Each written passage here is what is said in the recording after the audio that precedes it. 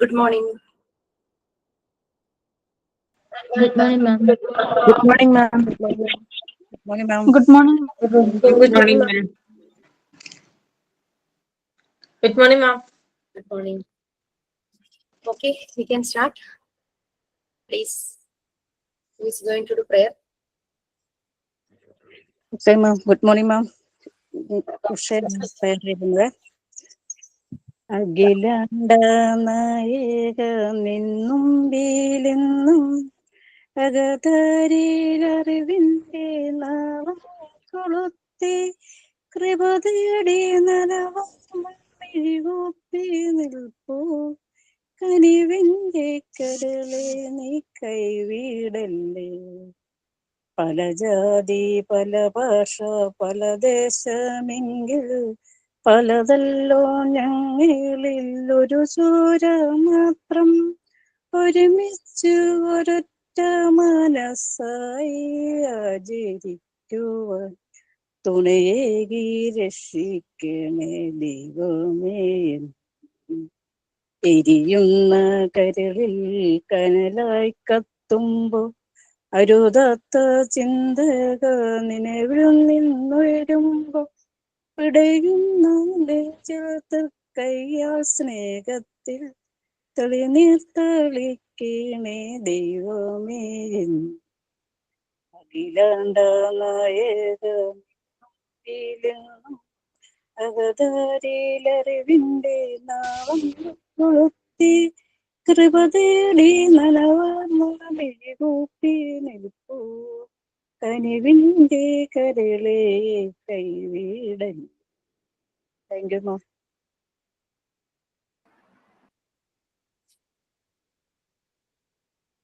Okay. Okay, ma'am. Thought. Ma'am. Good morning, ma'am, and my dear friends. Everyone starts somewhere. Today I am shooting. Tomorrow I'll be shining. എല്ലാവരും എവിടെയോ നിന്ന് തുടങ്ങുന്നു. ഇന്ന് ഞാൻ കുലുങ്ങുന്നു. നാളെ ഞാൻ തിളങ്ങുന്നു. Okay, thank you. Good morning, ma'am. Today's class signing with the action song. We have five senses, five senses, five senses. Do you know? Taste, smell, sight, hear and touch. Do you know? I can taste with my tongue, with my tongue, with my tongue. I can taste with my tongue the yummy chocolates. I can smell with my nose, with my nose, with my nose. I can smell with my nose the lovely red rose. I can see with my eyes, with my eyes, with my eyes the rainbow in the skies. I can hear with my ear, with my ear, with my ear. I can hear with my ear the chirping of the birds. I can feel with my hands, with my hands, with my hands. I can feel with my hands the silky white sand. These are the five senses, five senses. Do you know? Thank you, ma'am. Signing it by Salma.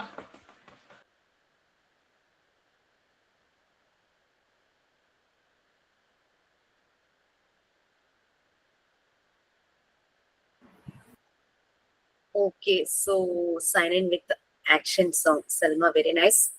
എല്ലാവരും ഈ opportunity use ചെയ്യാട്ടോ please.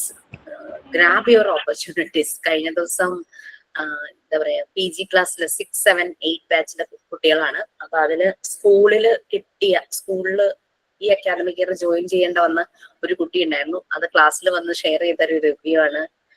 Miss എത്രയോ ഞങ്ങളോട് പറഞ്ഞു action song ചെയ്യുക, opportunity use ചെയ്യുക, sign in ചെയ്യുക വിത്ത് actions എന്നൊക്കെ പറഞ്ഞു.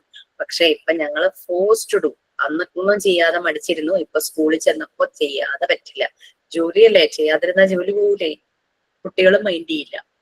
Okay, please grab your opportunities. അതാ പറയാനുള്ളത്. ഇതുപോലൊരു ചാൻസ് നിങ്ങൾക്ക് വേറൊരിടത്ത് കിട്ടില്ല. ഓക്കെ, ജോലിക്കൊക്കെ പോയി കഴിഞ്ഞാൽ അവർ പറയുന്ന പോലെ തന്നെ നമ്മൾ ക്ലാസ് എടുത്ത് കൊടുക്കണ്ടേ. ഓക്കെ ഓക്കെ, നമ്മൾ എവിടെയായിരുന്നു ഇന്നലെ? നമ്മൾ കണ്ടു, എവിടെ വരെ പറഞ്ഞു? അഞ്ചാമത്തെ ടീച്ചർ വരെ പറഞ്ഞായിരുന്നു. Education psychology, right? അതെ അതെ. ഓക്കെ. നിങ്ങളുടെ റെക്കോർഡ് റൈറ്റിംഗിന്റെ എവിടം വരെ വന്ന് ഡീറ്റെയിൽസ് ആയിട്ടുണ്ട്? 4th റെക്കോർഡ് വരെ പറഞ്ഞു തന്നായിരുന്നു. 5th നമ്മൾ പിന്നെ പറഞ്ഞു, എല്ലാരും ചെയ്തോണ്ടിരിക്കണതേ ഉള്ളൂ. 3rd ഒക്കെ ചെയ്തോണ്ടിരിക്കുന്നു. തേർഡ് കഴിഞ്ഞ് ചെയ്തുകൊണ്ടിരിക്കുന്നേ ഉള്ളൂ മാം. ഓക്കെ, 5th 3rd മോഡ്യൂളിന്റെ ഡീറ്റെയിൽസ് ആണ്. അതൊരു റെക്കോർഡ് അങ്ങനെ നിങ്ങൾക്ക് ഷെയർ ചെയ്ത് തരും. അത് കോപ്പി ചെയ്താൽ മതി. അതിന്റെ പിക്ചേഴ്സ് ഒട്ടിച്ചാലും മതി. അത് അപ്പാരറ്റസ് റെക്കോർഡാണ്. ഓക്കെ, സോ ഞാൻ share ചെയ്തേട്ടോ.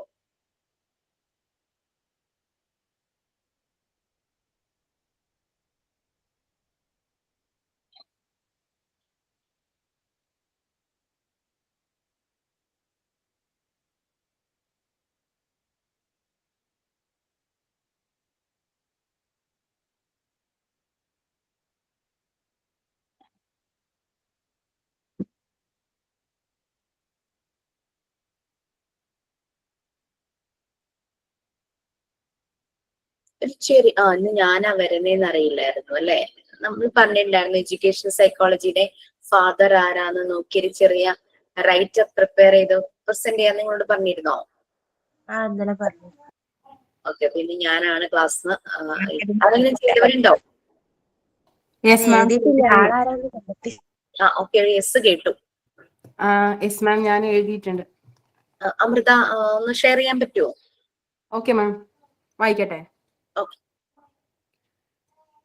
Father of educational psychology, Edward Lee Thorndike.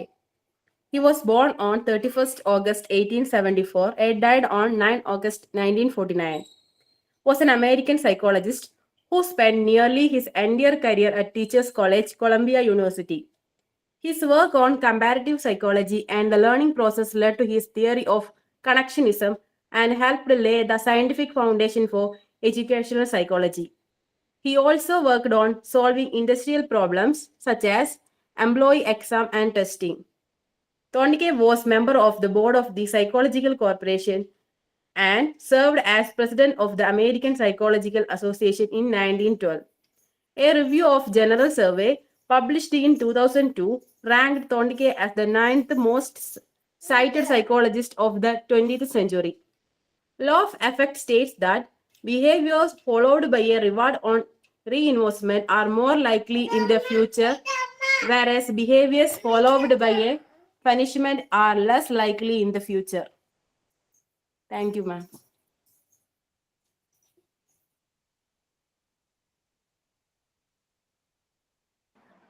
Okay, nice. ഇതിപ്പോ അമൃത റെഡിയാണെന്ന് പറഞ്ഞുകൊണ്ട് ഷെയർ ചെയ്യിച്ചുള്ളൂ. നെക്സ്റ്റ് ക്ലാസ്സിൽ നിങ്ങൾ കൂടുതലായിട്ട് എന്തെങ്കിലുമൊക്കെ ആഡ് ചെയ്യാനുണ്ടെങ്കിൽ അതൊക്കെ ആഡ് ചെയ്ത് ഷെയർ ചെയ്യാം. ഓക്കെ, കൂടിയ ക്ലാസ്സിലൊന്നും കയറുന്ന മരുന്നൊക്കെ കഴിക്കാൻ മറന്നു പോകും.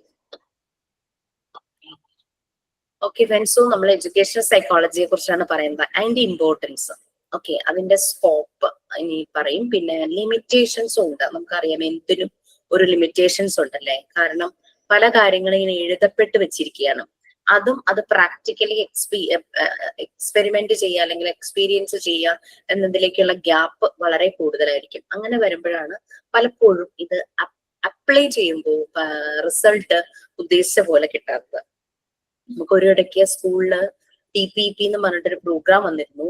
അതിന്റെ തോട്ടും കൺസെപ്റ്റും എല്ലാം നല്ലതായിരുന്നു. പക്ഷെ അത് വർക്ക്ഔട്ട് ആയില്ല ശരിക്കും പറഞ്ഞു കഴിഞ്ഞാല്.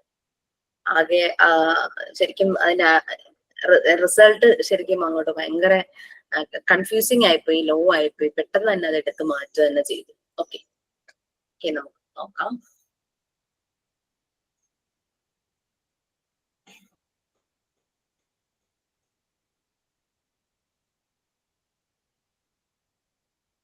ഇവിടം വരെ അല്ലെ നമ്മുടെ കീ ഫാക്ടേഴ്സിലെ ലാസ്റ്റ് വൺ പൊട്ടൻ കീ ഫാക്ടർ ആയ ടീച്ചർ വരെ എത്തി. ഓക്കെ, ടീച്ചറിന്റെ കാര്യം.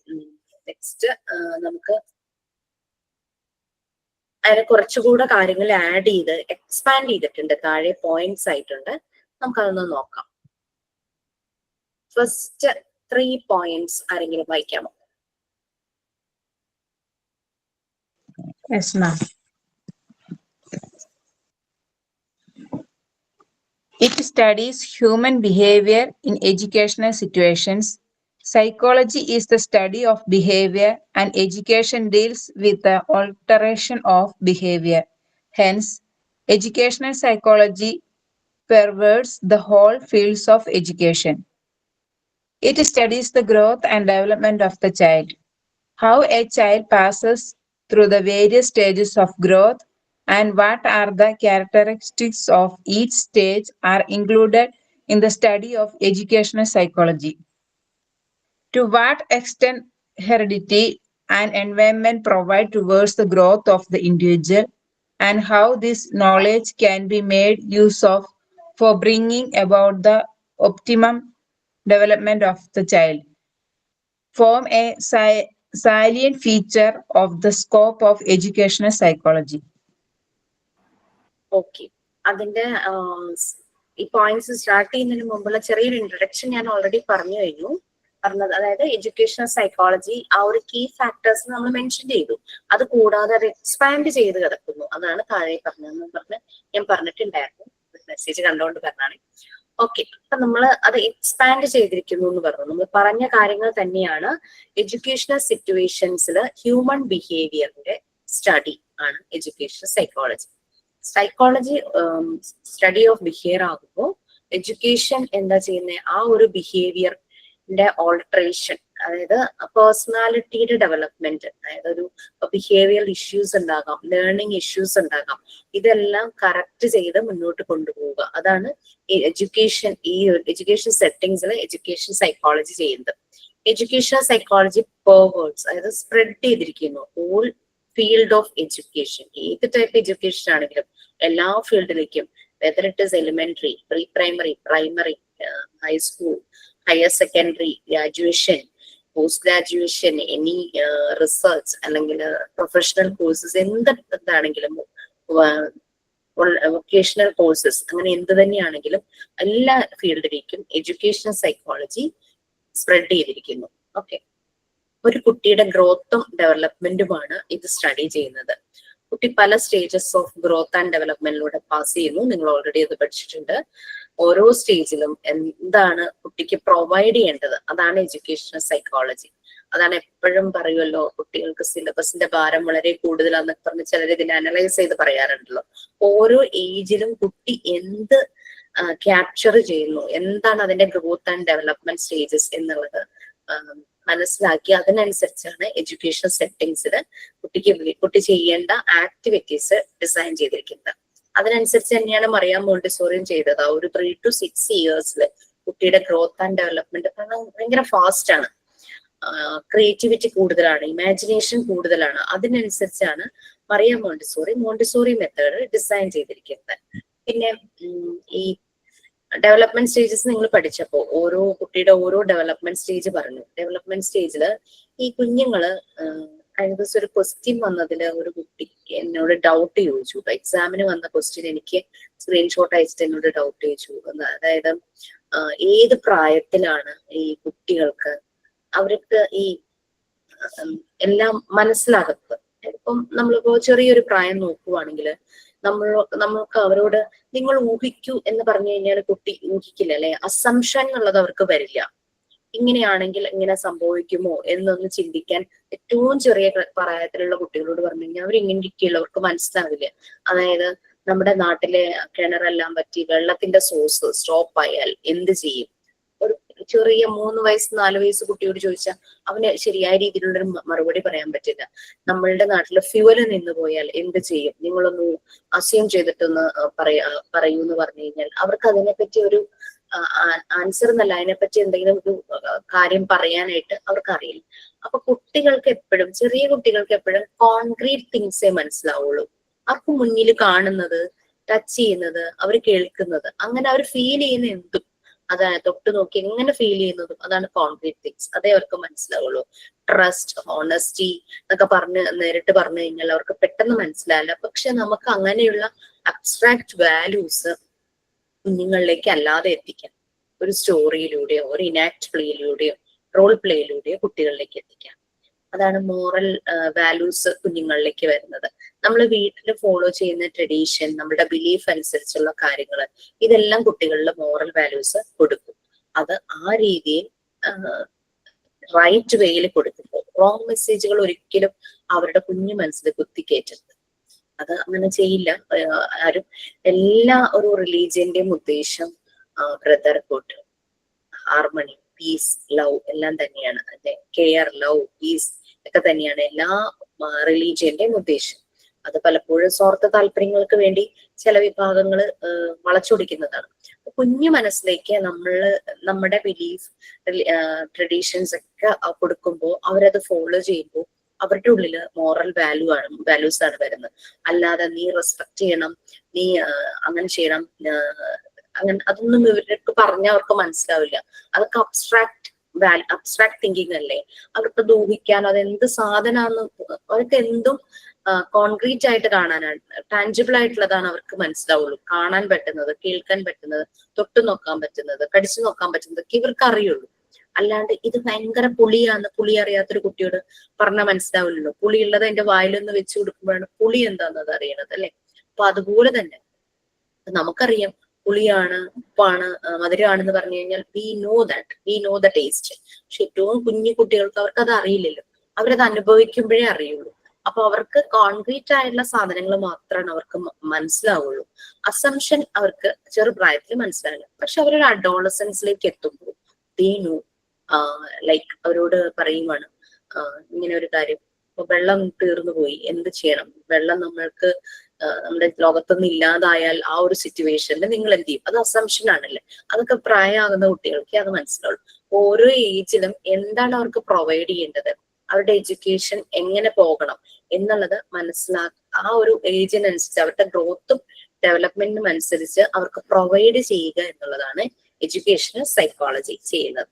Okay fine. നെക്സ്റ്റ് നോക്കട്ടെ. നെക്സ്റ്റ് വി ഹാവ് 1 2 3 4 പോയിന്റ്സ് ഉണ്ട്.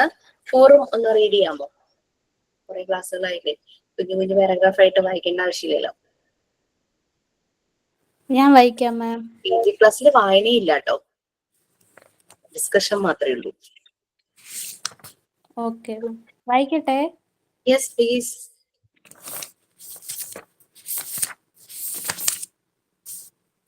മാം PGന്റെ ക്ലാസ് ഒക്കെ എങ്ങനെയാ മാം തുടങ്ങുക? ഇതേപോലെ തന്നെ ഇതിന്റെ വാല്യൂ റെഗുലർ ആയിട്ട് പോവുകയാണോ ചെയ്യുക, അതോ ഇത് സ്റ്റോപ്പ് ആയതിന്റെ ശേഷം തുടങ്ങുമോ? സ്റ്റോപ്പ് ആയതിനു ശേഷം എന്ന് പറഞ്ഞു കഴിഞ്ഞാല് ഇല്ല, അങ്ങനെ ആവില്ല. കാരണം വെച്ചാല് ഇപ്പോ 1 2 3 4 5 ബാച്ചിന് PGയുടെ ക്ലാസ് കഴിഞ്ഞു. അത് 1ഉം 2ഉം 3ഉം പാസ് ഔട്ട് ആവണായിരുന്നു, അതുകൊണ്ട് അത് പാരലലി നടന്നു. പിന്നെ ഇപ്പോ 6 7 8 നടക്കുവാണ് PGയുടെ ക്ലാസ്. അവിടെ 6ന്റെ 7ന്റെയും ക്ലാസ് ആണ് തീരാറായിട്ടുള്ളൂ. മോഡ്യൂൾ 1 ഡിപ്ലോമ PG കോമൺ ആയിട്ടുള്ള മോഡ്യൂൾ 1 തീർന്നിട്ടില്ല, തീരാറാവുന്നേ ഉള്ളൂ. 8 നിങ്ങളെ പോലെ തന്നെ പാർട്ട് 2 നിൽക്കുവാണ്.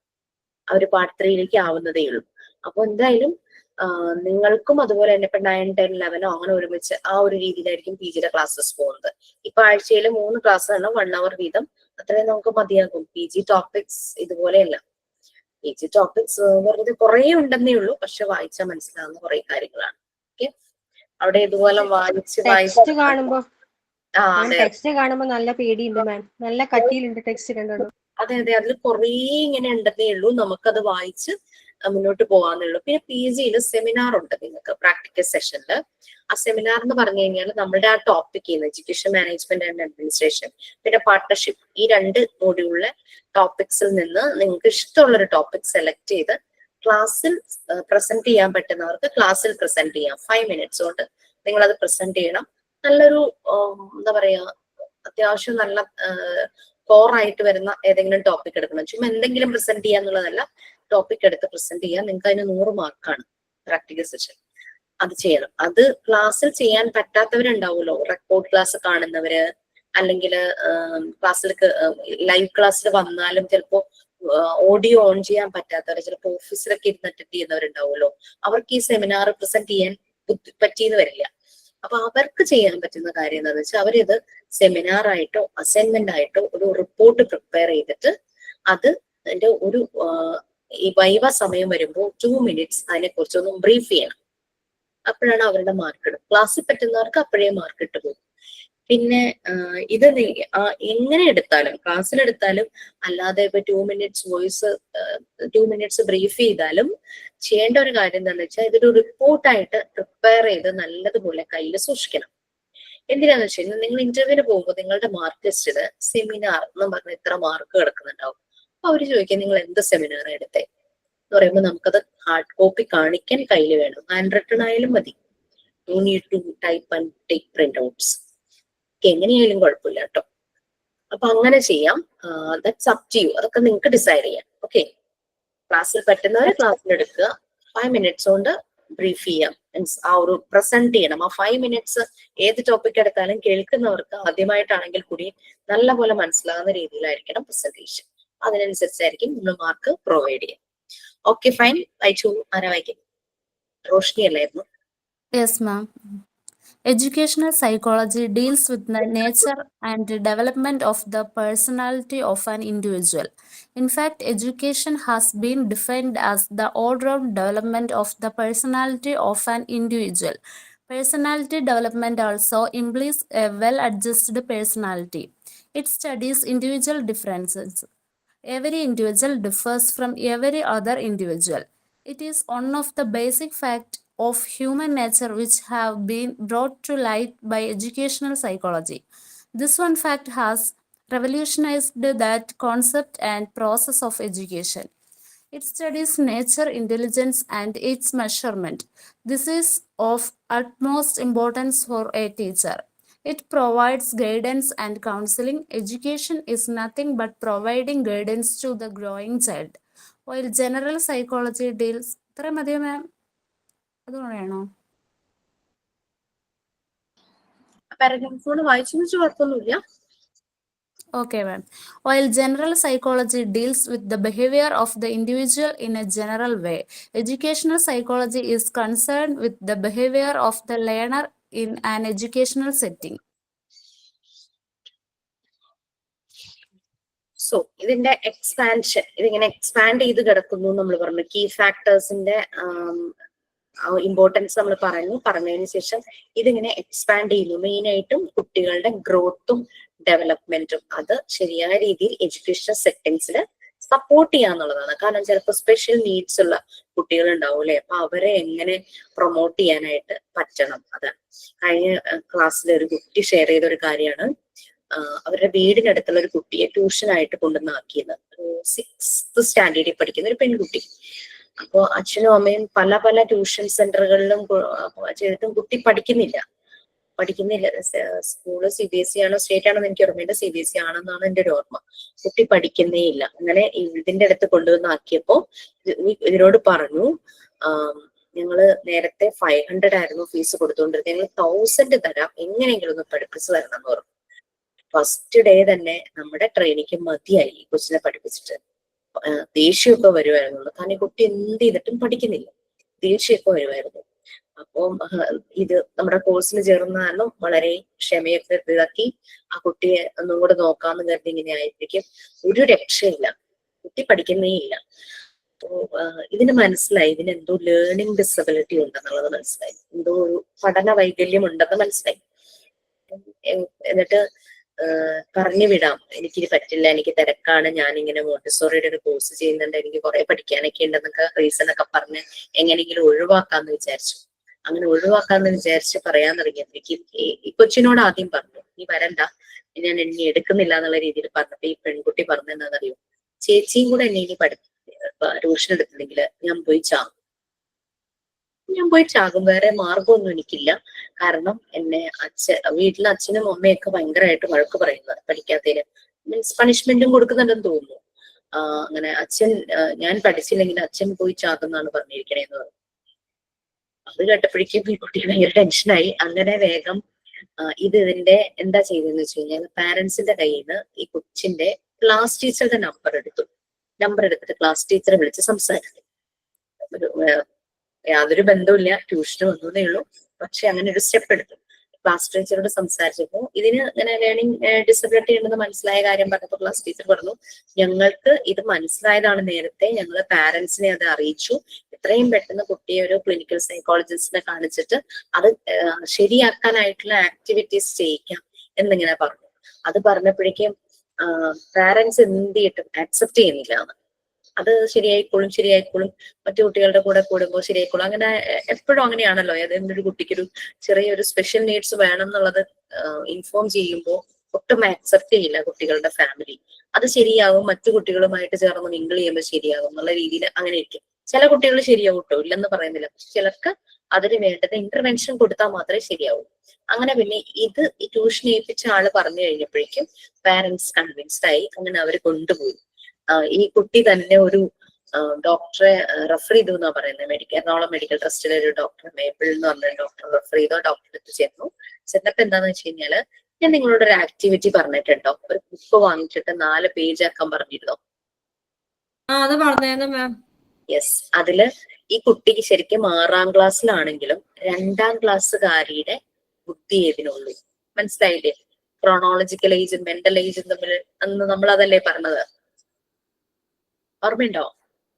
Yes ma'am. അത് 6ാം ക്ലാസ്സിലാണെങ്കിലും കുട്ടിക്ക് 2ാം ക്ലാസ്സുകാരന്റെ ബുദ്ധിയേ ഉള്ളൂ, 2ാം ക്ലാസ്സുകാരിയുടെ ബുദ്ധിയുള്ളൂ. അപ്പോ ഡോക്ടർ പറഞ്ഞു കൊടുത്തു, സെക്കൻഡ് സ്റ്റാൻഡേർഡിൽ എന്താണോ എങ്ങനെയാണോ പഠിപ്പിക്കേണ്ടത് അത് കുട്ടിക്ക് പ്രൊവൈഡ് ചെയ്യാന്ന് പറഞ്ഞു. അപ്പൊ അങ്ങനെ അവിടെ നിന്ന് തുടങ്ങാൻ പറഞ്ഞു. അപ്പൊ നമ്മുടെ ട്യൂഷൻ കൊടുക്കുന്ന നമ്മുടെ ട്രെയിനി, ആ കുട്ടി എല്ലാവർക്കും അറിയായിരിക്കും, ശ്രീലക്ഷ്മി എന്ന പേര്. യൂട്യൂബ് ബ്ലോഗർ ആണ്. ഫുഡിന്റെ ആ ഒരു ചാനലാണുള്ളത്, ശ്രീസ് വെജ് മെനു എന്നും പറഞ്ഞിട്ട്, വെജിറ്റേറിയൻ ഫുഡ്സ്. ഞാനതൊരു എനിക്ക് തോന്നുന്നു ഒരു 2-3 years ആയിട്ട് ശ്രീയുടെ റെസിപ്പീസ് ഫോളോ ചെയ്യുന്ന ആളാണ്. ആ ശ്രീ എനിക്ക് ക്ലാസ്സിൽ കാണാൻ കഴിഞ്ഞപ്പോ ഭയങ്കര സന്തോഷമായി. കാരണം നമ്മൾ ഈ റെസിപ്പി ഉണ്ടാക്കുമ്പോൾ അത് നല്ല രീതിയിൽ വരുമ്പോൾ നമ്മൾ ഓർക്കില്ലേ, ഇത് ആരാ എവിടെയാ ഒന്ന് നേരിട്ട് കാണാൻ പറ്റുമായിരുന്നു. നിങ്ങൾക്ക് പല പ്രാവശ്യം ആലോചിച്ചിട്ടുണ്ട്. അങ്ങനെയാണ് ശ്രീ ക്ലാസ്സിൽ വന്നത്. അപ്പൊ എനിക്ക് ഭയങ്കര സന്തോഷമായി. 11th ബാച്ചിൽ ശ്രീ ഇങ്ങനെ പറയുന്നുണ്ട്. ഇപ്പൊ ആ കുട്ടി ഭയങ്കര ഹാപ്പിയാണ്. ശ്രീയുടെ അടുത്ത് ട്യൂഷനും വരുന്നുണ്ട്. ശ്രീയും അതിനനുസരിച്ച് ഈ കുട്ടിയെ ആ ഒരു ഏജ് തുടങ്ങി, ആ 2ാം ക്ലാസ്സിൽ പഠിക്കേണ്ട കാര്യങ്ങൾ തുടങ്ങി. അപ്പൊ അവള് ഭയങ്കര ഹാപ്പിയാണ്, ഭയങ്കര കോൺഫിഡന്റ് ആണ്. എഴുതും വായിക്കും. മറ്റേ എഴുത്തും വായനയൊന്നും ഇല്ലായിരുന്നു. ഞാൻ ശ്രീയോട് പറഞ്ഞു, നമ്മുടെ sand paper letters and numbers ഒന്ന് ചെയ്തിട്ട് നോക്കൂ. ആ കുട്ടിക്ക് ചിലപ്പോ അത് കുറച്ച് ഇൻട്രസ്റ്റ് ആയിരിക്കും. അവളുടെ കൈയൊക്കെ വഴങ്ങും, ഹാൻഡ് റൈറ്റിംഗ് ഒക്കെ ശരിയാവുന്ന രീതിയിൽ പറഞ്ഞു നോക്കാന്നൊക്കെ പറഞ്ഞു. ഇന്നലെ ഷെയർ ചെയ്ത കാര്യം. അപ്പൊ ആ ഒരു മെന്റൽ ഏജും ക്രോണോളജിക്കൽ ഏജും തിരിച്ചറിയാൻ പറ്റാതായിരുന്നു. നമ്മൾ പണ്ടത്തെ കാലത്ത് കുട്ടികളെ അങ്ങനെ കാണുമ്പോൾ ആളുകളങ്ങ് മുദ്ര കുത്തുക, മന്ദബുദ്ധിയാന്ന്. പക്ഷെ ഒരു ഇന്റർവെൻഷന് കൊണ്ടുപോകാൻ അവർ തയ്യാറാവുന്നില്ല. ചെറിയൊരു ഡിസോർഡർ ആയിരിക്കും, അത് through activities and therapy normal ആക്കാം. അല്ലെങ്കിൽ ആ കുട്ടിയുടെ ഫ്യൂച്ചർ തന്നെ പോകില്ലായിരുന്നോ കറക്റ്റ് ടൈമിൽ ഇന്റർവെൻഷൻ നടന്നില്ലായിരുന്നെങ്കിൽ? ഇതൊക്കെ നമുക്കൊരു ഡിവൈൻ ഇതാണ്, നമ്മളുടെ കയ്യില് ഏൽപ്പിച്ചേക്കുക ഇങ്ങനത്തെ കാര്യങ്ങളെല്ലാം മനസ്സിലാക്കാനും അതിന് വേണ്ടുന്ന സപ്പോർട്ട് കൊടുക്കാനും. ശ്രീ അത് നല്ല രീതിയിൽ തന്നെ ഇടപെട്ടു. നല്ലൊരു ഭയങ്കര ഞങ്ങൾക്കൊക്കെ ഒരു പ്രൗഡ് ഫീൽ തോന്നിയ ഒരു സമയമായിരുന്നു. മാം, എന്റെ മോൾക്ക് SLD പ്രോബ്ലം ഉണ്ടായിരുന്നു. ഇപ്പൊ ഇതേപോലെ ഞാൻ കൗൺസിലിംഗ് കൊടുത്തു. എന്നിട്ട് ഒരു ക്ലിനിക്ക് കൊണ്ടുപോയി. അവൾക്ക് ഞാൻ എല്ലാ ഫ്രൈഡേയാണ് അവളെ കൺസൾട്ട് ചെയ്യണ്ടേ. അപ്പൊ ഓരോ ഫ്രൈഡേ ചെല്ലുമ്പോഴത്തേക്കും മാം ഇത് പറഞ്ഞ മാതിരി തന്നെ ഈ SLD അറിയുമ്പോൾ എഴുത്തിലാണല്ലോ പ്രോബ്ലം വരുന്നത്. അവർക്ക് IQ 92 അങ്ങനെ പെർസെന്റേജ് നല്ല ഉണ്ട്. അപ്പൊ എഴുത്തിലാണ് പ്രശ്നം വരുന്നത്. അപ്പൊ ഇതുപോലെ തന്നെ മാം പറഞ്ഞ മാതിരി ഇങ്ങനെ 4 കോളിട്ടിട്ട് മാക്സിമം വാക്കുകൾ എഴുതി കൊണ്ടുപോവുക. മലയാളം മാക്സിമം മലയാളമായിരുന്നു ഒരു ഇതിനെ. മലയാളം ഓരോ വീക്ക് ആകുമ്പോഴത്തേക്ക് 4 പേജ് എഴുതിയിട്ട് കൊണ്ടുപോകണം. പിന്നെ എക്സ്ട്രാ അവർക്ക് എന്താണോ ആക്ടിവിറ്റീസ് ഉള്ളത് അതിൽ അവര് കൂടുതൽ കോൺസെൻട്രേഷൻ കൊടുത്തു. അവ നന്നായിട്ട് ചിത്രം വരയ്ക്കും. എല്ലാ വീക്കിൽ ചെല്ലുമ്പോഴും ഓരോ ചിത്രം വരച്ച് കൊണ്ടുവരാനാണ് ഡോക്ടർ പറഞ്ഞിട്ടുണ്ടായിരുന്നത്.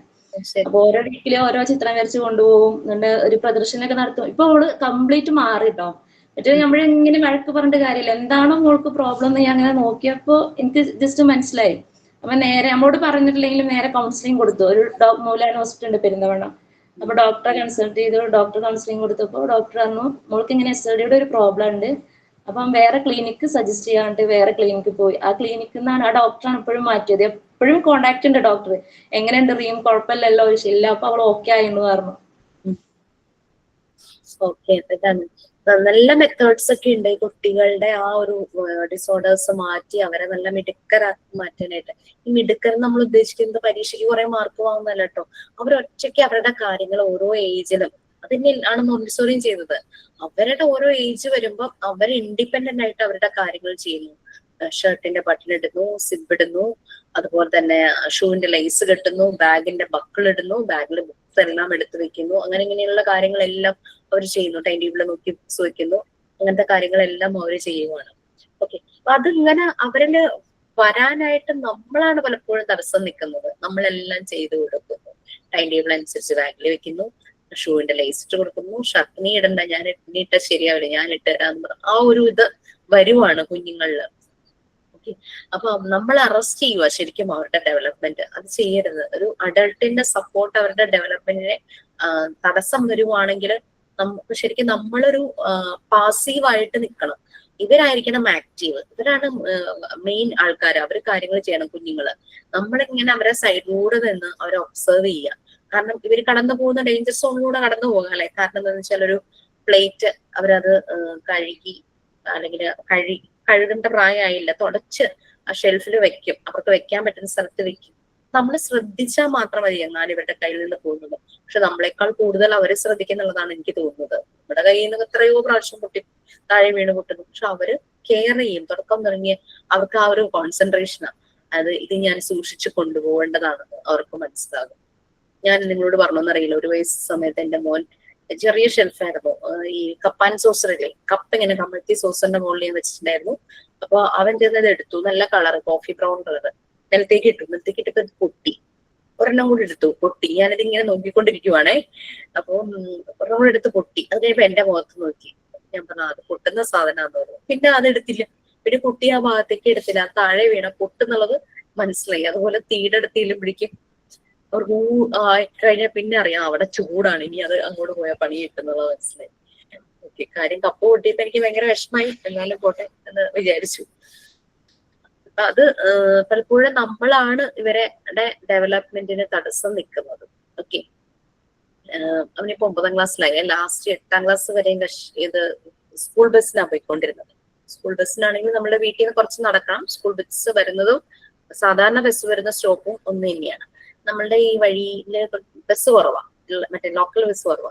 അപ്പൊ എന്താന്ന് വെച്ച് കഴിഞ്ഞാല് ഈ വർഷം തുടങ്ങിയിട്ട് 9th ആയല്ലോ, 9th ആയപ്പോഴേക്കും ഞാൻ ചോദിച്ചു സ്കൂൾ ബസ്സിന് പോണോ ലൈൻ ബസ്സിന് പോണോന്ന് ചോദിച്ചു. അപ്പൊ അവന്റെ 2 ഫ്രണ്ട്സ് ആ സ്റ്റോപ്പിൽ നിന്ന് കയറുന്നവരുണ്ട്. അവരുടെ കൂടെ പോകാൻ വേണ്ടിയിട്ട് ലൈൻ ബസ് മതി എന്ന് പറഞ്ഞു. ഒരു ദിവസം ഇവിടെ നിന്ന് ഇറങ്ങി ഇച്ചിരി ലേറ്റ് ആയി. ലേറ്റ് ആവാൻ കാരണം ഞാനാട്ടോ. ഞാൻ അവന്റെ ലഞ്ച് പാക്ക് ചെയ്തപ്പോ ഒന്ന് ലേറ്റ് ആയിപ്പോയി. ലഞ്ച് ഞാൻ നിറച്ചു കൊടുക്കുള്ളൂ, അത് കെട്ടി പാക്ക് ചെയ്ത ആളാണ് കൊണ്ടുവന്നത്. അപ്പൊ ഇത് എടുക്കാൻ ഞാനൊന്ന് ലേറ്റ് ആയി. അപ്പം അങ്ങനെ വന്നപ്പോഴേക്കും ബസ്സിന്റെ ടൈമായി. അപ്പൊ ഹസ്ബൻഡ് പറയുന്നുണ്ട് ബസ് കിട്ടില്ല എന്ന്. അവന് ബസ് കിട്ടില്ല എന്ന് പറഞ്ഞാൽ അവന്റെ കയ്യിൽ ഓട്ടോയ്ക്കുള്ള കാശ് കൊടുത്തു കേട്ടോ. തിരിച്ചു വന്നപ്പം ഈ സ്കൂളിൽ നിന്ന് വൈകിട്ട് വരുമ്പോഴേ കയ്യിൽ ബാലൻസ് വരുന്ന കാശ് എന്നെ ഏൽപ്പിക്കും. ആ ഓട്ടോയുടെ കാശ് എനിക്ക് തന്നു. ഞാൻ നിനക്ക് ബസ് എങ്ങനെ കിട്ടി? ഞാൻ ഓടിക്കേറി അങ്ങനെ പറഞ്ഞു. അപ്പൊ ഹസ്ബൻഡ് വന്നപ്പോ ഞാൻ പറഞ്ഞപ്പോ ഹസ്ബൻഡിന് ഭയങ്കര അതിശയം. അവൻ അങ്ങനെയൊക്കെ ചെയ്യുമോ?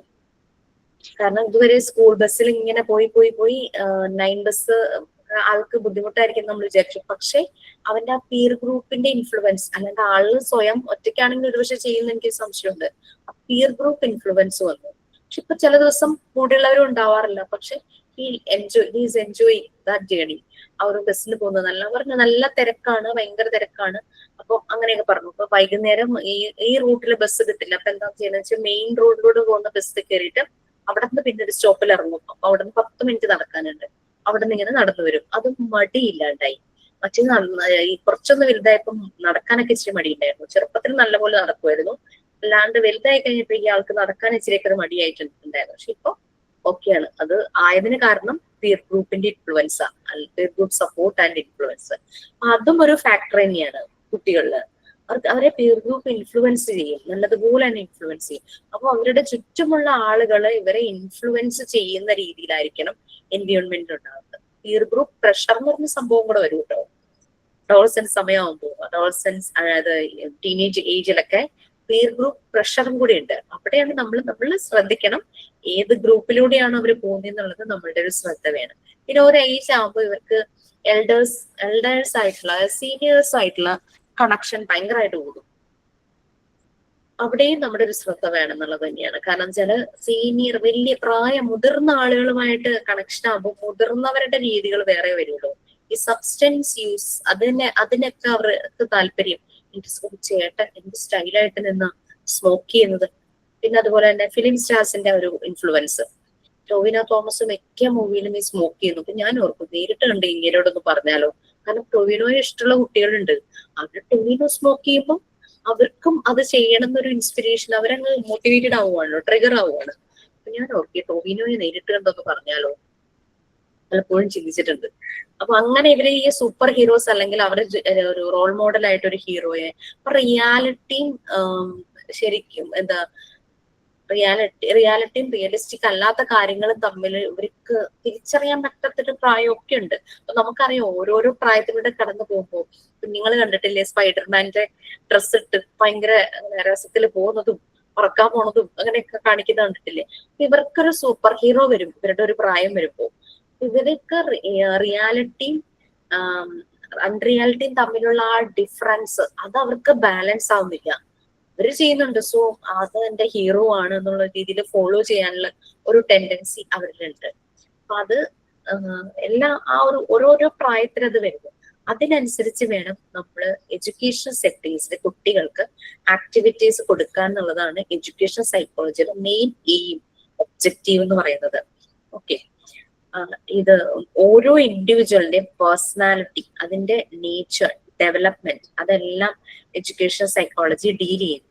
ഓക്കെ, എഡ്യൂക്കേഷൻ നമുക്കറിയാം. അപ്പൊ ഒരു കുട്ടിയുടെ ഓൾറൗണ്ട് പേഴ്സണാലിറ്റിയുടെ ഡെവലപ്മെന്റ് തന്നെയാണ് എഡ്യൂക്കേഷൻ എന്ന് പറയുന്നത്. ചില ടീച്ചേഴ്സ് ഭയങ്കര ഏബിൾ ആണ് അല്ലെ, അവർക്കറിയാം ഒരു കുട്ടി ഏതിലാണ് ഒരു പൊട്ടൻഷ്യൽ ആയിട്ടുള്ളത്, ഏതാണ് അവന്റെ പൊട്ടൻഷ്യൽ, അവന്റെ കപ്പാസിറ്റി എന്താണ്, അതിനനുസരിച്ച് അവർ ആ കുട്ടിക്ക് വേണ്ടുന്ന സപ്പോർട്ട് ഭയങ്കരമായിട്ട് കൊടുക്കും, അല്ലെങ്കിൽ അവനെ മോട്ടിവേറ്റ് ചെയ്ത് മുന്നോട്ട് വിടും. അങ്ങനൊരു വെൽ അഡ്ജസ്റ്റഡ് പേഴ്സണാലിറ്റി ആയിട്ട് വരണം. ഈ വെൽ അഡ്ജസ്റ്റഡ് പേഴ്സണാലിറ്റി എന്ന് പറഞ്ഞു കഴിഞ്ഞാൽ നമ്മളെല്ലാം സോഷ്യൽ ബീയിങ് ആണ് അല്ലെ, അതായത് ഒരു സൊസൈറ്റിയിലാണ് നമ്മൾ ജീവിക്കുന്നത്. അപ്പൊ സോഷ്യലി ആക്സെപ്റ്റബിൾ ആയിട്ടുള്ള ആക്ഷൻസ് ആയിരിക്കണം നമ്മളിൽ നിന്ന് വരാനായിട്ട്. നമ്മളൊരു വെൽ അഡ്ജസ്റ്റഡ് ആയിരിക്കണം. അല്ലാതെ ഭയങ്കര അറഗന്റ് ആയിട്ടുള്ള ഒരാളെ നമുക്ക് അപ്രോച്ച് ചെയ്യാൻ തന്നെ ബുദ്ധിമുട്ട് വരും അല്ലെ, കണ്ടാൽ മിണ്ടില്ല, ചിരിക്കില്ല, അങ്ങനെയൊക്കെ വരുമ്പോ. അതേസമയം ആക്സെപ്റ്റബിൾ ആയിട്ടുള്ള ഒരു പേഴ്സൺ എന്ന് പറഞ്ഞു കഴിഞ്ഞാൽ നമ്മളും അങ്ങ് റിലാക്സ്ഡ് ആകും.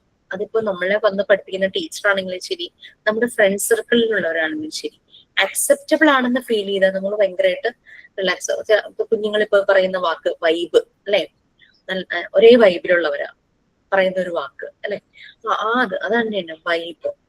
അത് ജോസഫ് അന്നക്കുട്ടി ജോസഫ് പറയുന്നുണ്ടായിരുന്നു, എത്ര നേരം നമ്മുടെ കൂടെ സ്പെൻഡ് ചെയ്തു എന്നുള്ളതല്ല, എത്ര കുറെ സമയം നമ്മളോട് സംസാരിച്ചു എന്നുള്ളതല്ല, നമുക്ക് എന്താ പറയാ ഒരു വൈബ് ഫീൽ ചെയ്യും, അതാണ് വേണ്ടത് എന്ന് പറയുന്നുണ്ട് ജോസഫ് അന്നക്കുട്ടി ജോസഫ്. അയാൾ പറയുന്നുണ്ട്. കാരണം വെച്ചാൽ അത് കറക്റ്റാ. നമുക്ക് ചില ആളുകളോട് ഇരിക്കുമ്പോ കിട്ടുന്ന ഒരു എനർജിയോ എന്തോ ഒരു റിഫ്ലക്ഷൻ, ഒരു പ്രകാശോ അങ്ങനെയൊക്കെ തോന്നില്ലേ, അത് അതുപോലെ ഒരു വെൽ അഡ്ജസ്റ്റഡ് പേഴ്സണാലിറ്റി ആയിരിക്കണം. കാരണം ആള് വരുമ്പോഴേക്കും നമുക്കൊരു അസ്വസ്ഥത വരുവാണെങ്കിൽ ദാറ്റ് മീൻസ് അയാളൊട്ടും നമുക്കൊട്ടും അഡ്ജസ്റ്റ് ചെയ്യാൻ പറ്റാത്ത ആളും തന്നെയാണ്. പിന്നെ ഇൻഡിവിജ്വൽ ഡിഫറൻസസ് സ്റ്റഡി ചെയ്യുന്നു എഡ്യൂക്കേഷൻ സൈക്കോളജി. ഓരോ ഇൻഡിവിജ്വൽസും ഡിഫറെന്റ് ആണ്, ഓരോ രീതിയിൽ പല രീതിയിലുള്ള ഡിഫറൻസസ് ഉണ്ടാകാറുണ്ട്. നമുക്കിപ്പം ഫിസിയോളജിക്കൽ ഡിഫറൻസ്, അതായത് ഫിസിക്കൽ വരുന്ന ഡിഫറൻസ് അല്ലെ, മുടി, കണ്ണ്, മൂക്ക്, പല്ലുകള്, കണ്ണിന്റെ കളറ്, സ്കിന്ന്, ഇതൊക്കെയാണ്. അതല്ല അല്ലാതെ പല നമ്മളുടെ മെന്റൽ ഡിഫറൻസസ് ഉണ്ട് അല്ലെ. ഒരാളുടെ ക്രിയേറ്റിവിറ്റി ആയിരിക്കില്ല മറ്റൊരാൾക്കുള്ളത്, ഒരാളുടെ ഇമാജിനേറ്റീവ് പവർ ആയിരിക്കില്ല വേറൊരാൾക്കുള്ളത്. ഒരാളൊരു കാര്യം പെട്ടെന്ന് മനസ്സിലാക്കും, ചിലപ്പോൾ മാത്തമാറ്റിക്കൽ ഏരിയയിലുള്ള കാര്യം പെട്ടെന്ന് മനസ്സിലാക്കും, വേറൊരാൾക്ക് ലാംഗ്വേജ് ഏരിയയിലായിരിക്കും കുറച്ചുകൂടെ ഐഡിയ വരുന്നത്. അപ്പൊ അങ്ങനെ ഓരോരുത്തരുടെയും ഇൻഡിവിജ്വൽ ഡിഫറൻസ് ഡിഫറെന്റ് ആണ്. ഇൻഡിവിജ്വൽ ഡിഫറൻസ് പറഞ്ഞാൽ ഫിസിക് വരും, അതുപോലെ തന്നെ മെന്റൽ ആ ഒരു രീതിയിലും വരും, ബുദ്ധിപരമായിട്ടുള്ളത് വരും. ഓക്കെ, അതെല്ലാം മനസ്സിലാക്കി സ്റ്റഡി ചെയ്യുക എന്നുള്ളത് തന്നെയാണ് എഡ്യൂക്കേഷൻ സൈക്കോളജിയുടെ ഒരു ഇമ്പോർട്ടൻസ് വരുന്നത്. Human behaviour in education settings നമ്മൾ പറഞ്ഞല്ലോ. എഡ്യൂക്കേഷന്റെ പ്രോസസ്സിൽ ഇത് കൊണ്ടുവരിക, ആ ഒരു കുട്ടിക്ക് ഒരു എഡ്യൂക്കേഷൻ പ്രൊവൈഡ് ചെയ്യാന്ന് പറഞ്ഞു കഴിഞ്ഞാൽ അവന്റെ സെൽഫ് അവനെ മനസ്സിലാക്കി കൊടുക്കുക, അവന്റെ പേഴ്സണാലിറ്റിയെ ഡെവലപ്പ് ചെയ്ത് കൊടുക്കുക എന്നുള്ളതാണ്. നേച്ചർ ഇന്റലിജൻസ് സ്റ്റഡി ചെയ്യുന്നു, അതിന്റെ മെഷർമെന്റും. ഇതൊരു ടീച്ചറെ സംബന്ധിച്ച് വളരെ ഇമ്പോർട്ടന്റ് ആണ്. എന്താണ് ശരിക്കും പറഞ്ഞു കഴിഞ്ഞാൽ നേച്ചർ ഇന്റലിജൻസ് എന്ന് പറയുന്നത്? എന്താ ഇന്റലിജൻസ്? നമുക്ക് ബുദ്ധി എന്തോ ഒരു കുട്ടിയുടെ സ്വഭാവ രൂപീകരണമാണോ? അതെ, ഇന്റലിജൻസ് അപ്പൊ ആ ടീച്ചർ ഓരോ കുട്ടികളുടെ സ്വഭാവം കണക്കിലെടുത്തല്ലേ അവരെല്ലാരും കൂടി ഇൻഡിവിജ്വൽ ആയിട്ട് കണക്കാക്കുന്നത്? അതെ അതെ അതെ. നമുക്ക് ട്രഡീഷണൽ മെത്തേഡിൽ പലപ്പോഴും ലിമിറ്റേഷൻസ് വരുന്നതിന്റെ കാര്യം അതാണ്. ഓരോ ഇൻഡിവിജ്വലിനെയും, അത് ഇൻഡിവിജ്വൽ അറ്റൻഷൻ എന്നുള്ളത് കുറയുന്നു ട്രഡീഷണൽ മെത്തേഡ്. കാരണം ഒരു പക്ഷെ ക്ലാസ്സിൽ 40 പേരൊക്കെ ആയിരിക്കാം, ഓരോരുത്തരും ശ്രദ്ധിക്കാൻ ചിലപ്പോൾ ടീച്ചർക്ക് പറ്റിയെന്ന് വരില്ല, സിലബസ് കംപ്ലീറ്റ് ചെയ്യേണ്ടതുണ്ട്. അവിടെ എപ്പോഴും ഗ്രൂപ്പ് ലേണിംഗ് തന്നെയാണ് നടക്കുന്നത് അല്ലെ. പലപ്പോഴും പണ്ട് ഞാൻ സ്കൂളിൽ പഠിച്ചിരുന്ന സമയത്ത് ഈ എന്നല്ല ആരും തന്നെയാണെങ്കിലും ഈ ബോർഡിൽ നിന്ന് നോട്ട്സ് എഴുതുമ്പോൾ കുറെ കുട്ടികൾ പകുതി എഴുതിയിട്ടുണ്ടാവുള്ളൂ അല്ലെ. എല്ലാവർക്കും ഒരുമിച്ച് എഴുതാൻ പറ്റില്ല. അപ്പൊ എഴുതി കഴിഞ്ഞവരുടെ നോക്കി കോപ്പി ചെയ്യുന്നൊരു രീതി പണ്ട് കാലത്തും ഉണ്ട്, ഇപ്പോഴും ഉണ്ട് അല്ലെ. ഇപ്പോഴും കുറെ പേര് അവരെത്തുന്നില്ല, അതിനൊപ്പം എഴുതി ടീച്ചർ വെയിറ്റ് ചെയ്യുന്നുമില്ല, അത് വേറെ കാര്യം. അവരങ്ങ് മാച്ച് കളയുക. കുറച്ചുപേരങ്ങ് എഴുതി കഴിയുമ്പോഴേക്കും അവർ മാച്ച് കളയുന്നു. അപ്പം എഴുതാത്ത കുട്ടികളുടെ ഒരു ലേണിംഗ് ഒരു പാതി വഴിയിൽ നിൽക്കുവോ, അല്ലെങ്കിൽ ഒരു പ്രോബ്ലം ചെയ്യിക്കുമ്പോൾ കുറെ കുട്ടികൾ ചെയ്ത് കഴിഞ്ഞു, മറ്റേ കുട്ടികൾ അതിന്റെ പ്രോസസ്സിലായിരിക്കും. അപ്പം ടീച്ചർ ഇനി എല്ലാവരും സ്റ്റോപ്പ് ചെയ്യൂ എന്ന് പറഞ്ഞിട്ട് അടുത്ത ടോപ്പിക്കിലേക്ക് പോകും. അപ്പോൾ ചില കുട്ടികളുടെ ആ ഒരു അവരുടെ ലേണിംഗ് അവരുടെ പാതി വഴിയിൽ അങ്ങ് നിന്ന് പോകും. അവർ പിന്നെ അതിലേക്ക് ശ്രദ്ധിക്കില്ല. അതാണ് പലപ്പോഴും ഈ ലേണിംഗ് ഇഷ്യൂസ് വരുന്നത്. അങ്ങനെ കുട്ടികൾക്ക് പഠനത്തിന് താല്പര്യക്കുറവും അങ്ങനെയുള്ള കാര്യങ്ങളെല്ലാം വരുന്നത്.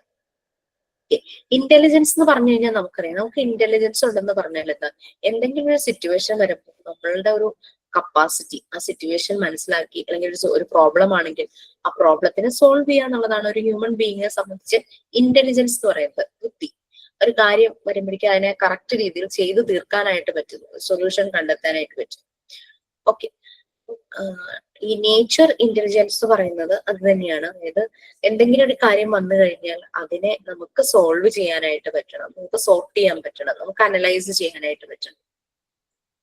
അപ്പൊ ഇതിന്റെ ഒരു മെഷർമെന്റ് എന്നൊക്കെ പറയുന്നത്, അതായത് അഡാപ്റ്റേഷൻ, ഞാൻ ഇടയ്ക്കിടയ്ക്ക് ക്ലാസ്സിൽ പറഞ്ഞിട്ടുണ്ടെന്നാണ് എനിക്ക് തോന്നുന്നത്. അഡാപ്റ്റേഷൻ ഒക്കെ നേച്ചർ ഇന്റലിജൻസിന്റെ മെഷർമെന്റ് ആയിട്ട് വരും. അഡാപ്റ്റേഷൻ എന്ന് നമ്മൾ വെൽ അഡ്ജസ്റ്റഡ്, കുറച്ചു മുമ്പ് നമ്മൾ പറഞ്ഞില്ലേ, നമ്മൾ പൊരുത്തപ്പെടുക. സിറ്റുവേഷൻ എന്താണോ അതിനനുസരിച്ച് പൊരുത്തപ്പെടാനുള്ള നമ്മളുടെ ഒരു മെന്റൽ സെറ്റിങ്സ് അല്ലെ. നമുക്കതൊരു ആ ഒരു ബോധമുണ്ടെങ്കിലാണ് നമ്മൾ പൊരുത്തപ്പെടുള്ളൂ. So intelligence is connected with that adaptation അല്ലെ. നമുക്കൊരു സെൻസ് ഉണ്ട്, യെസ് സിറ്റുവേഷൻ ഇതാണ്, I have to adjust with that എന്നൊരു ബോധം നമുക്ക് വരണമെങ്കിൽ നമുക്ക് ആ ഒരു ഇന്റലിജൻസ് വേണം. പിന്നെ ബാക്കി മെഷർമെന്റ്സ് എന്നൊക്കെ പറയുന്നത് ലേണിംഗ് ആണ്. ലേണിംഗ് നമുക്കറിയാം അല്ലെ, പഠിക്കുന്നു അല്ലെ, ആ ഒരു പ്രോസസ്. പിന്നെ ഒരു പ്രോബ്ലം സോൾവിങ്, ഒരു പ്രോബ്ലം വന്നു കഴിഞ്ഞാൽ അത് സോൾവ് ചെയ്യാം. ഇങ്ങനെയുള്ള കാര്യങ്ങളൊക്കെയാണ് ഈ നേച്ചർ ഇന്റലിജൻസിൽ വരുന്ന പല മെഷർമെന്റ്സും കാര്യങ്ങളും. ഓക്കെ. അപ്പൊ ഈ നേച്ചർ ഇന്റലിജൻസ് എന്ന് പറഞ്ഞതുകൊണ്ട് ഞാനത് പറഞ്ഞേ ഉള്ളൂ. അപ്പൊ ഹ്യൂമൻ ബീയിങ്. യെസ് മാം, ഈ നേച്ചർ ഇന്റലിജൻസിൽ ഈ അഡാപ്റ്റേഷൻ എന്ന് പറഞ്ഞ മീനിങ് വരുന്നത് കടമെടുക്കുക, അങ്ങനെ സ്വീകരിക്കുക, അങ്ങനെയൊക്കെയല്ലേ വരുന്നത്? അത് അഡോപ്റ്റ് അല്ലേ. അഡാപ്റ്റേഷൻ എങ്ങനെയാ മാം? അഡാപ്റ്റേഷൻ എന്ന് പറഞ്ഞു കഴിഞ്ഞാല് നമ്മൾ ആ സിറ്റുവേഷനുമായിട്ട് പൊരുത്തപ്പെടുക, കോപ്പപ്പ് ചെയ്യുക. അഡാപ്റ്റേഷനും അഡോപ്റ്റും ഡിഫറെന്റ് അല്ലേ. നമ്മൾ സ്വീകരിക്കുക, അതല്ലേ അഡോപ്റ്റ്. ഓക്കെ, അതിൽ അഡ്ജസ്റ്റ് ആയി പോകുന്നതിനാണ് അല്ല അഡാപ്റ്റേഷൻ എന്ന് പറയുന്നത്? യെസ്, അഡാപ്റ്റേഷൻ എന്ന് പറഞ്ഞാൽ അഡ്ജസ്റ്റ് ചെയ്ത് പോവുക, പൊരുത്തപ്പെടുക. അത് കറക്റ്റ് മലയാളം ഞാൻ പറഞ്ഞേ ഉള്ളൂ, പൊരുത്തപ്പെടുക എന്ന്. അഡ്ജസ്റ്റ് ചെയ്യുക ആ എൻവയോൺമെന്റുമായിട്ട്. ഓക്കെ. ചേഞ്ചിങ് കണ്ടീഷൻസ് എന്ത് വന്നാലും അതിനനുസരിച്ച് നമ്മൾ റെസ്പോണ്ട് ചെയ്യാം. ഓക്കെ. ഇപ്പം ചൂട് വന്നു, നമ്മൾ അതുമായിട്ട് കുറെയൊക്കെ അഡ്ജസ്റ്റ് ചെയ്ത് പോകുന്നു. അല്ലെങ്കിൽ എന്തെങ്കിലും മെഷേഴ്സ് കണ്ടുപിടിക്കും, നമുക്കത് ബുദ്ധിമുട്ടാണെങ്കിൽ അത് നമുക്ക് അഡ്ജസ്റ്റ് ആകാനുള്ള മെഷേഴ്സ് കണ്ടുപിടിക്കും അല്ലെ. തണുപ്പ് സ്ഥലത്ത് പോയി കഴിഞ്ഞാൽ അവിടെയും നമ്മൾ അഡ്ജസ്റ്റ് ചെയ്യും, തണുപ്പിനെ നമുക്ക് ഇതാക്കാനുള്ള മെഷേഴ്സും നമ്മൾ അവിടെയും ചെയ്യും. അഡാപ്റ്റേഷനും അഡാപ്റ്റും അഡോപ്റ്റും രണ്ട് ഇത്. അഡാപ്റ്റ് എന്ന് പറഞ്ഞാൽ ADA വരും, മറ്റേത് ADOPT. കുട്ടിയെ ദത്തെടുക്കുന്നത് അഡോപ്റ്റ്.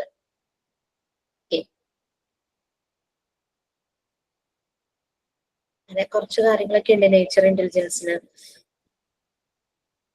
നമുക്ക് മനസ്സിലാക്കാൻ കഴിയുക, ഇന്ററാക്ട് ചെയ്യാനായിട്ട് പറ്റുക നാച്ചുറൽ ആയിട്ടുള്ള വേൾഡുമായിട്ട്. അതായത് ഈ നേച്ചർ ഇന്റലിജൻസ് എന്ന് പറഞ്ഞു കഴിഞ്ഞാൽ എല്ലാ ജീവനുള്ള ബീയിങ്സിനും ഉണ്ട്. അതായത് പ്ലാന്റ് ലൈഫിനും ഉണ്ട്, അനിമൽ ലൈഫിനും ഉണ്ട്. Both flora and fauna has this nature intelligence. ഫ്ലോറയ്ക്കും ഫോണയ്ക്കും ഉണ്ടെന്നാണ് പറയുന്നത്. പിന്നെ നാച്ചുറൽ ആയിട്ടുള്ള വേൾഡിനെ മനസ്സിലാക്കുക. അതിപ്പോ പൂച്ചകൾക്ക് അല്ലെങ്കിൽ ഡോഗിന് പല കാര്യങ്ങളും മനസ്സിലാകും എന്നൊക്കെ പറഞ്ഞ് നമ്മൾ കേട്ടിട്ടില്ലേ? അവര് പെട്ടെന്ന് ഒരു അനക്കം കേട്ടാൽ അവര് റെസ്പോണ്ട് ചെയ്യുന്നു അല്ലെ, കുരയ്ക്കുന്നു. അങ്ങനെ റെസ്പോണ്ട് ചെയ്യാനുള്ള ഒരു എബിലിറ്റിയാണ് ഈ നാച്ചുറൽ ഇന്റലിജൻസ് എന്ന് പറയുന്നത്. ഓക്കെ, ഒരു കണ്ടീഷൻ വരുമ്പോൾ നമ്മൾ റെസ്പോണ്ട് ചെയ്യുന്നു, അനിമൽസ് റെസ്പോണ്ട് ചെയ്യുന്നു, ചെടികൾ റെസ്പോണ്ട് ചെയ്യും. നല്ല സൂര്യൻ പ്രകാശം കിട്ടുന്നിടത്തേക്ക് വളഞ്ഞു വളഞ്ഞു പോകുന്ന കാണാറില്ലേ? ഓരോ കണ്ടീഷൻസിനനുസരിച്ച് ഇവര് റെസ്പോണ്ട് ചെയ്യും. ഓക്കെ, മണ്ണ് കുറയുമ്പോഴേക്കും ചെടി മറിഞ്ഞ് വീഴുന്നു അല്ലെ, എല്ലാം അങ്ങ് ചാഞ്ഞു പോകുന്നു. കാരണം അതിന്റെ റൂട്ട് കറക്റ്റ് നിൽക്കാൻ പറ്റുന്നില്ല, മണ്ണങ്ങ് ഒലിച്ചു പോകുമ്പോഴേക്കും. അപ്പൊ ഇങ്ങനെയുള്ള ഓരോ ലൈഫുള്ള ഓരോന്നിനും ഓരോ കണ്ടീഷൻസിനനുസരിച്ച് റെസ്പോണ്ട് ചെയ്യാനുള്ള നാച്ചുറൽ ആയിട്ടുള്ള ഇന്റലിജൻസ്. നമ്മളുടെ ബോഡിയുടെ സെൻസേഷൻ പോകുമ്പോൾ, എന്തെങ്കിലും അസുഖങ്ങൾ വരുമ്പോൾ നമ്മുടെ സെൻസേഷൻ പോവുകയാണ്, നമ്മുടെ നെർവ്സ് കംപ്ലൈന്റ് ആകും.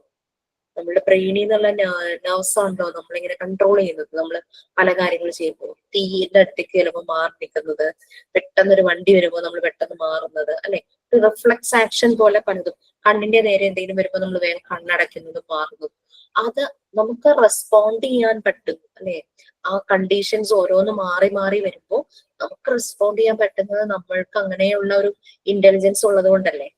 നമ്മുടെ ഈ സെൻസേഷൻസ് ഒക്കെ പോയിട്ടൊക്കെ ഇതാവുമ്പോൾ നമ്മളൊന്നും അറിയുന്നില്ല. ഉറുമ്പ് കടിച്ചാൽ അറിയണില്ല. ഉറുമ്പ് കടിക്കുമ്പോൾ നമ്മൾ വേഗം അവിടെ നിന്ന് മാറി നിൽക്കുന്നു, അല്ലെങ്കിൽ കടിച്ച ഭാഗത്ത് നമ്മള് നമുക്ക് ചൊറിയുന്നുണ്ടെങ്കിൽ നമ്മൾ ചൊറിയുന്നത്. ഇതൊക്കെ നമ്മൾക്ക് നമ്മുടെ ഒരു ബോധമുള്ളത് കൊണ്ടാണ് നമ്മൾ ചെയ്യുന്നത്. ബോധമില്ലെങ്കിൽ നമുക്കിതൊന്നും ചെയ്യാൻ പറ്റില്ലല്ലോ. അപ്പൊ അതാണ് ശരിക്കും നാച്ചുറൽ ഇന്റലിജൻസ് എന്ന് പറയുന്നത്.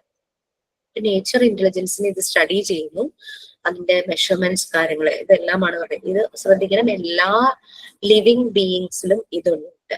ഫ്ലോറയ്ക്കും ഫോണയ്ക്കും ഉണ്ട്. ഫ്ലോറ എന്ന് പറഞ്ഞു കഴിഞ്ഞാല് പ്ലാന്റ് ലൈഫ്, ഫോണ എന്ന് പറഞ്ഞു കഴിഞ്ഞാൽ അനിമൽ ലൈഫ്, അതാണ് ഉദ്ദേശിച്ചത്. ഓക്കെ, ഇത് ഗൈഡൻസും കൗൺസിലിങ്ങും എല്ലാം തരുന്നു. എഡ്യൂക്കേഷൻ എന്ന് പറയുന്നപ്പോ providing guidance to the growing child. അല്ലാണ്ട് ഒരു സബ്ജക്റ്റ് പഠിച്ച് കാണാതെ പഠിച്ച് മാർക്ക് വാങ്ങലല്ല എഡ്യൂക്കേഷൻ എന്ന് പറയുന്നത്. ഇറ്റ് ഇസ് ഒരു വളർന്നുകൊണ്ടിരിക്കുന്ന കുട്ടിക്ക് വേണ്ടുന്ന ഗൈഡൻസ് കൊടുക്കുക.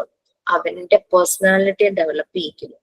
അവൻ വരുന്ന കണ്ടീഷൻസുമായിട്ട് നാച്ചുറൽ ആയിട്ട് അഡാപ്റ്റഡ് ആകുന്നു. ആ കണ്ടീഷൻസിന് അനുസരിച്ച് റെസ്പോണ്ട് ചെയ്യുന്നു. Reaction and respond both are different. Respond is the positive way, reaction somewhat negative ആണ്. Okay, so next okay, general സൈക്കോളജിയുടെ കാര്യം നമ്മൾ പറഞ്ഞു, deals with the behaviour of the individual in a general way. But education psychology എഡ്യൂക്കേഷണൽ സെറ്റിംഗ്സിൽ ആ ലേണറുടെ behaviour അതാണ് കൂടുതലും കൺസേൺ ചെയ്തിരിക്കുന്നത്. ഓക്കെ, ഇപ്പൊ താഴെ ഒരു 5 പോയിന്റ്സ് ആയിട്ട് കൊടുത്തിട്ടുണ്ട്. ഞാനത് പറഞ്ഞിട്ടുണ്ടായിരുന്നു എഡ്യൂക്കേഷൻ സൈക്കോളജിയിൽ തുടങ്ങിയ സമയത്ത്. 5 points വായിക്കാമോ? Its nature is that scientific as it adopts the method of systematic inquiry and scientific approach as used by science. Educational psychology is functional is in its characters and is not therefore concerned with the concept of the subject. It is an applied positive science as it studies fact of behavior and describes it loves guiding them. It's not a normative science as it is not concerned with the value of education. Educational psychology is a growing science. നമ്മൾ already നേരത്തെ പറഞ്ഞിട്ടുണ്ട് അല്ലേ. അപ്പൊ ഇതൊരു scientific മെത്തേഡാണ് ശരിക്കും educational psychology എന്ന് പറയുന്നത്. പ്രാക്ടിക്കൽ വേയിലാണ് പോകുന്നത്. സയന്റിഫിക് എന്ന് നമുക്ക് പറഞ്ഞാൽ നമുക്കറിയാം റിലേറ്റഡ് വിത്ത് ഫാക്ട്സ് അല്ലെ, ചുമ്മാ എന്തെങ്കിലുമായിട്ട് കണക്ട് ചെയ്യുന്നതല്ല, റിലേറ്റിംഗ് വിത്ത് ഫാക്ട്സ്. ഒരു സയന്റിഫിക് രീതിയിലാണ് എല്ലാ സിസ്റ്റമാറ്റിക് മെത്തേഡ്സും സയന്റിഫിക് അപ്രോച്ചും എല്ലാം ഇത് അഡോപ്റ്റ് ചെയ്യുന്നു. അഡോപ്റ്റ് ആണ് കേട്ടോ, സ്വീകരിക്കുക, ആക്സെപ്റ്റ് ചെയ്യുക, എടുക്കുന്നു അങ്ങനെ മീനിങ്. എഡ്യൂക്കേഷണൽ സൈക്കോളജി ഫങ്ഷണൽ ആണ്. ഫങ്ഷണൽ എന്ന് പറഞ്ഞാൽ എന്താ, ഒരു പർട്ടിക്കുലർ ഫങ്ഷനെ മാത്രം എയിം ചെയ്തുകൊണ്ടുള്ളത്. അതാണ് ഫങ്ഷൻ എന്ന് പറയുന്നത്. അതായത് ഇവിടെ എന്താ, എഡ്യൂക്കേഷൻ സെറ്റിങ്സിലെ ലേണറായി വരുന്നവരുടെ ഡെവലപ്മെന്റ് അത് ഉദ്ദേശിച്ചാണ് എഡ്യൂക്കേഷൻ സൈക്കോളജി ഡിസൈൻ ചെയ്തിരിക്കുന്നത്. ആ ഒരു ലേണറെ ഫോക്കസ് ചെയ്തുകൊണ്ടാണ് ഇത് ചെയ്യുന്നത്. ഫങ്ഷണൽ ആണ് ആ ഒരു ഫങ്ഷൻ. ലേണർക്ക് നല്ലൊരു ലേണിംഗ് എൻവയോൺമെന്റ് കൊടുക്കുക, അതുവഴി ആളുടെ ഒരു വെൽ അഡ്ജസ്റ്റഡ് പേഴ്സണാലിറ്റി ഉണ്ടാക്കിയെടുക്കുക. പിന്നെ ഇതൊരു അപ്ലൈഡ് പോസിറ്റീവ് സയൻസ് ആണ്. നമ്മൾ പറഞ്ഞു സൈക്കോളജിനെ എഡ്യൂക്കേഷൻ സെറ്റിങ്സിലേക്ക് അപ്ലൈ ചെയ്തിരിക്കുവാണ്. സോ ഇതൊരു അപ്ലൈഡ് സയൻസ് ആണ്. അതൊരു പോസിറ്റീവ് വേയിലാണ് അപ്ലൈ ചെയ്തിരിക്കുന്നത്. സോ അതൊരു അപ്ലൈഡ് പോസിറ്റീവ് സയൻസ് ആണ്. ഇത് ബിഹേവിയറിനെയാണ് സ്റ്റഡി ചെയ്യുന്നത്. Facts of behaviour and describe the laws guiding them. എങ്ങനെ ആ കുട്ടികളുടെ ബിഹേവിയർ ആണ് സ്റ്റഡി ചെയ്യുന്നത്, അവരെ എങ്ങനെ ഗൈഡ് ചെയ്യണം. പിന്നെ ഇതൊരു നോർമേറ്റീവ് സയൻസ് അല്ല. നോർമേറ്റീവ് സയൻസ് എന്ന് പറഞ്ഞു കഴിഞ്ഞാൽ ഫുള്ളി ഫോക്കസ്ഡ് ഓൺ തിയറീസ്. കുറെ എഴുതപ്പെട്ട തിയറീസ്, പ്രിൻസിപ്പിൾസ്, ആക്സിൻസ് അതിനെയൊക്കെ ഡിപ്പെൻഡ് ചെയ്തുള്ള, അതായത് ആ എഴുതിയതുപോലെ തന്നെ കാര്യങ്ങൾ പോകും. അങ്ങനെ ഒരു സയൻസ് അല്ല. കാരണം ഇവിടെ ജീവനുള്ള കുറെ ആളുകളാണല്ലേ, സോൾസ് ആണ്, അല്ലാതെ മെഷീൻസ് ഒന്നുമല്ല ആ എഴുതി വെച്ചിരിക്കുന്ന തിയറിക്ക് അനുസരിച്ച് പ്രവർത്തിക്കാൻ. ഇവിടെ പല പല ഡിഫറൻസസ് ഉള്ള സോൾസ് ആണ്, കുട്ടികളാണ്, മനുഷ്യരാണ് അല്ലെ, ജീവനുള്ളതാണ്. അപ്പൊ അവരെ കൺസേൺ ചെയ്തിട്ടാണ് പോകുന്നത്. അതുകൊണ്ട് ഇത് നോർമേറ്റീവ് സയൻസ് അല്ല. നോർമേറ്റീവ് സയൻസ് അല്ല, പ്യുവർലി ഓൺ തിയറി, അങ്ങനത്തെ കാര്യങ്ങൾ, എഴുതപ്പെട്ട കാര്യങ്ങൾ മാത്രം. അപ്പൊ അതെല്ലാവരിലും ഒരേപോലെ അപ്ലൈ ചെയ്യാനായിട്ട് പറ്റില്ല. എഡ്യൂക്കേഷൻ സൈക്കോളജി ഒരു ഗ്രോയിങ് സയൻസ് ആണ്. ഓരോ സമയത്തും ഇത് അപ്ഡേറ്റഡ് ആവുന്നുണ്ട്. ഓക്കെ, അതുകൊണ്ടാണ് ഗ്രോയിങ് സയൻസ് പോലെ. ആദ്യം കുറെ 10 വർഷം മുമ്പ് യൂസ് ചെയ്ത രീതികളല്ലല്ലോ ഇപ്പൊ എഡ്യൂക്കേഷൻ സെറ്റിങ്സിൽ വരുന്നത്. അപ്പൊ ഇനി ഇത് ഗ്രോ ചെയ്തുകൊണ്ടിരിക്കുക. പുതിയ പുതിയ ടെക്നോളജി ഇംപ്രൂവ് ചെയ്യുന്നതിന് ഇപ്പൊ സ്മാർട്ട് ക്ലാസ് റൂമുകൾ വന്നു. കുട്ടികൾക്ക് എക്സ്ട്രാ കരിക്കുലർ ആക്ടിവിറ്റീസ് ഇമ്പോർട്ടന്റ് ആണ്. ഫിസിക്കൽ എക്സസൈസസിന്റെ PT പീരീഡുകൾ കൂടുതലായിട്ട് ഇൻക്ലൂഡ് ചെയ്യണം. അവരുടെ സ്പോർട്സ് അങ്ങനെ നിർത്തണം. ആർട്സിൽ അങ്ങനെ ഇങ്ങനെയുള്ള കാര്യങ്ങളെല്ലാം ഉണ്ടാകണം. അങ്ങനെയൊക്കെ പറഞ്ഞ കറക്റ്റ് ഒരു ഷെഡ്യൂളും കാര്യങ്ങളും സർക്കുലറും ഒക്കെ സ്കൂളുകൾക്ക് കൊടുക്കും. അതിനനുസരിച്ചാണ് സ്കൂളുകളിൽ ഓരോ കാര്യം ചെയ്യുന്നത്. ഓക്കെ, അങ്ങനെയാണ് നമ്മൾ എഡ്യൂക്കേഷണൽ സൈക്കോളജി എക്സ്പാൻഡ് ചെയ്തിരിക്കുന്ന കാര്യങ്ങൾ പറഞ്ഞു. അതിന്റെ നേച്ചർ എന്താണെന്ന് നമ്മൾ പറയുമായിരുന്നു. നെക്സ്റ്റ്, എഡ്യൂക്കേഷൻ സൈക്കോളജിയുടെ സ്കോപ്പും ലിമിറ്റേഷൻസും. സ്കോപ്പ് നമ്മൾ ഓൾറെഡി ഈ പറഞ്ഞ കാര്യങ്ങളെല്ലാം തന്നെയാണ്. 5 കീ ഫാക്ടേഴ്സിന്റെ കാര്യം നമ്മൾ പറഞ്ഞു. അതിന് റിവോൾവ് ചെയ്തിരിക്കുന്നു എന്നുള്ളത്, അതിനെ കോൺസെൻട്രേറ്റ് ചെയ്ത് അതിനെ ഫോക്കസ് ചെയ്തിട്ടാണ് എഡ്യൂക്കേഷൻ സൈക്കോളജിയുടെ കാര്യങ്ങൾ വരുന്നത്.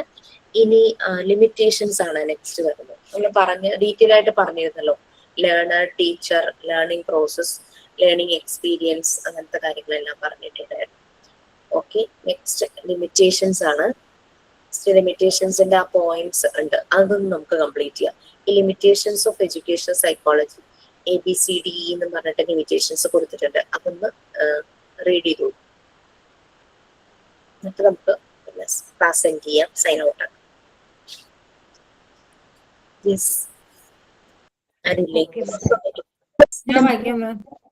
Limitations due to nature of.